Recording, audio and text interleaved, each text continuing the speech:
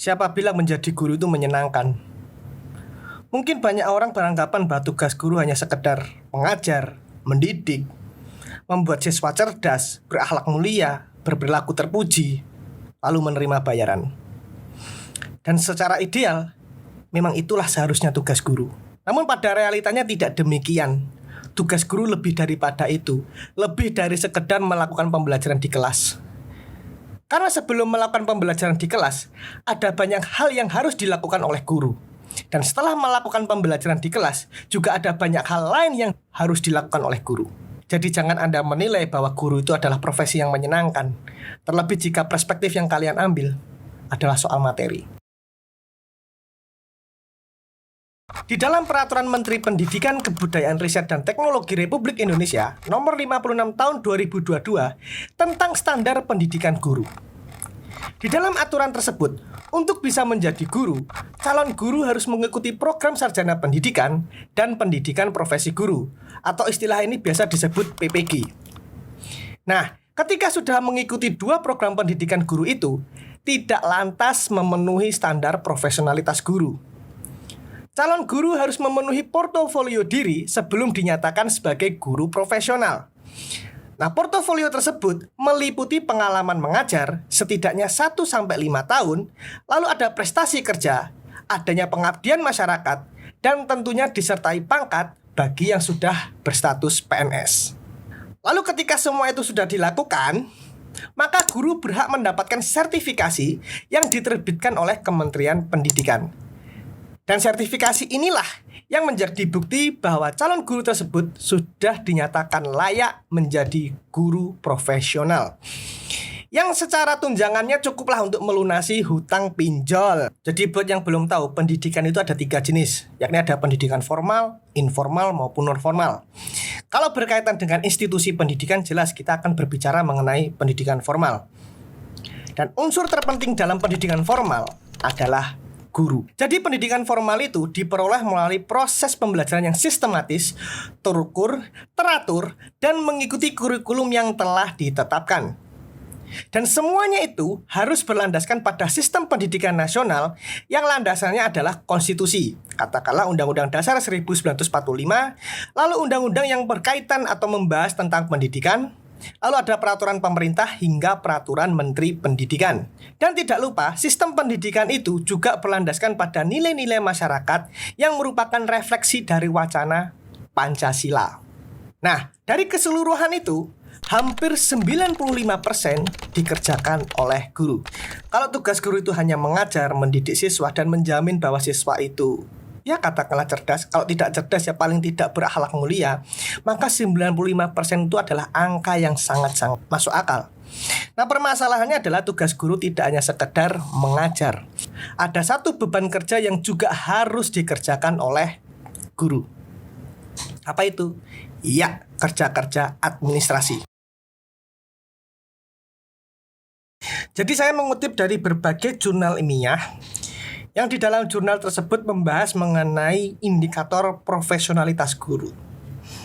Nah, untuk dikatakan sebagai guru yang profesional ternyata tidak dilihat dari kecakapan dia atau kualitas dia dalam melakukan pembelajaran di kelas. Untuk bisa dikatakan sebagai guru yang profesional, itu dilihat dari cara dia atau kecakapan dia dalam melakukan kerja-kerja administratif. Jadi begini, sebelum melakukan pembelajaran di kelas, guru itu harus menyusun yang namanya perangkat pembelajaran. Nah, perangkat pembelajaran ini terdiri dari rencana pelaksanaan pembelajaran atau biasa disebut RPP, lalu silabus pendidikan, program tahunan hingga program semester. Nah, dari hal tersebut, guru harus menyiapkan bahan ajar yang akan digunakannya untuk melakukan pembelajaran di kelas selama 1 tahun. Nah, di dalam 1 tahun itu, guru harus menuliskan apa saja yang akan dilakukannya pada setiap menitnya melalui RPP. Bayangkan, guru harus melihat realita yang belum terjadi selama 1 tahun ke depan, dan itu harus pasti dalam setiap menitnya. Sudah kayak peramal, bos. Nah, setelah melakukan proses pembelajaran, tidak serta-merta tugas guru itu selesai. Guru harus melakukan evaluasi pembelajaran dan membuat asesmen siswa. Nah, dari RPP sampai asesmen siswa itu tadi wajib dilaporkan oleh guru kepada kepala sekolah.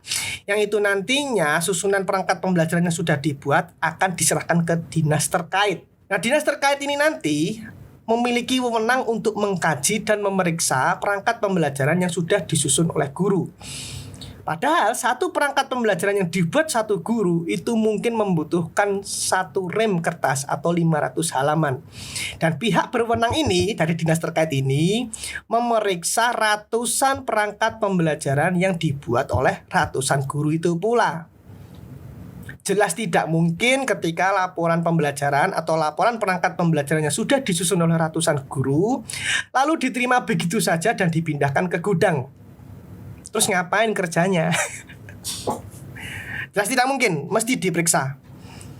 Ratusan-ratusan ton atau puluhan-puluhan ribu halaman perangkat pembelajaran yang dibuat oleh ratusan guru itu. Lalu letak masalahnya di mana ketika guru disibukkan oleh kerja-kerja administratif? Ya, esensi guru sendiri itu bias yang seharusnya mengajar dan mengabdi pada masyarakat dengan membawa amanat konstitusi untuk mencerdaskan kehidupan bangsa.